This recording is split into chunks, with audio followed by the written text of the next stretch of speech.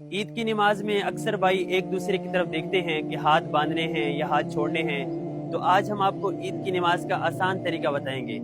سب سے پہلے ہم آسان سی نیت سیکھتے ہیں۔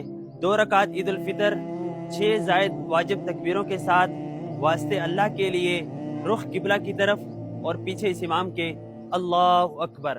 اس کے بعد ثنا پڑھ لیں گے اور اس کے بعد 3 تکبیریں آتی ہیں، اللہ اکبر، اللہ اکبر، اللہ اکبر، اور ہاتھ باندھ لینے ہیں۔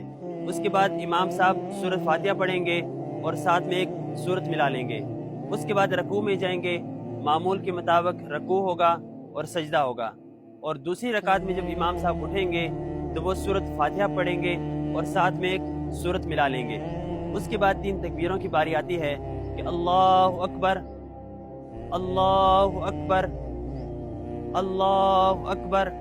جو چوتھی تکبیر ہوگی اس میں ہاتھ اٹھائے بغیر ہم اللہ اکبر کہہ کر رکوع میں چلے جائیں گے، اور اس کے بعد معمول کے مطابق رکوع ہوگا اور سجدہ ہوگا اور اتحیات ہوگی، اور اس کے بعد سلام پھیرنے کے بعد امام صاحب 2 خطبے پڑھیں گے، خطبہ اول اور خطبہ ثانیہ، اور اس کے بعد دعا ہوگی۔